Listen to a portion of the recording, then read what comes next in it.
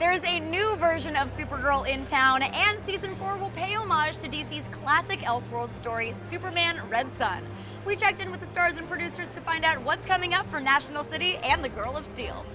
In the season premiere, Season 3, that was a big ordeal. Defeating Reign, I think, gave her some confidence and pep in her step that she needed. So Supergirl's kind of all over the place. But obviously, it doesn't really last very long because you can never really predict what happens in National City. Well, I don't know much yet from what I've seen of the script, but it's, I know, based on a comic book called The Red Son that was a Superman. So it's kind of going to explore the idea of nature versus nurture, and this doppelganger of Kara raised in a different country in Russia. How will she be different than Kara? So I'll be spending time as Guardian this season, but because of the unmasking, you'll see him without the helmet sometimes, you'll see him with the helmet sometimes, depending on safety. And there's going to be some topical elements to the fact that there is an African American who's running around, a non-alien as well, running around. So that you're going to have support, you're going to have some haters. In the premiere of this one, he is living amongst the people, as his father asked him to do. He's trying to not be a man of war, finding that very difficult. But there are some new forces at work, and he is kind of on the ground rather than in the DEO. He's on the ground experiencing those forces probably like he hasn't done before. So it's a very interesting season this year. Apparently, there might be some love for John.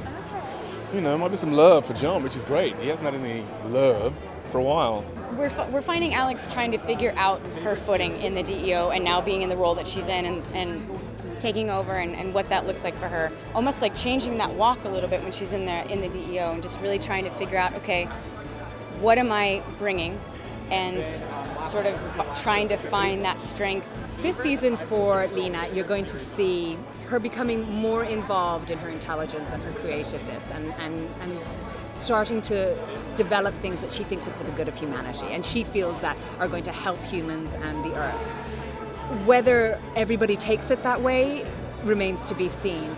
We know that she is still slightly enamored with the Harewood, which is the rock from last year, and so we don't know quite what she might do with that, but it's a very powerful artifact and she's a very intelligent woman, so stands to reason you put those two things together, some magic's going to happen. Now he is full-on working at the DEO, as we saw in Season 3. It was a bit of a learning curve for him. He was frustrated with being in what he perceives as like caveman-type technology, and that carries over into Season 4. He's going to be reasonably frustrated at things, and he's definitely going to butt heads with some characters. He's going to struggle with being in the 21st century because of the rising anti-alien sentiment going on in National City, which kind of mirrors what's happening in the world and in our country and in the world right now. I also can't wait to fly, which I'm going to be flying this season, because Brainiac invented the ring. He knows how to use it. He invented it. He's probably the best at using it. It's great. Obviously, we miss this. Jeremy Jordan's not with us anymore, so that's been a little bit. Although he will be back at some point over the season. I mean, I miss Wynn. I want Wynn to come back. I want to see if he's figured out the problems of the 31st century. That will happen at some point. But there's more important things going on in the 21st century that all these characters are worrying about. But personally, that's kind of something that I'm waiting for. Well, we're going to introduce the first trans female superhero ever on television, and that's pretty big and exciting for us. Nia Nal, her great-great-great-great-granddaughter is Nora Nal, the DC character Dream Girl. And so, like Nora Nal, she can dream the future. And she's also a cub reporter at Catco, and she's going to be integral to all of our stories. And really, we're just thrilled about her.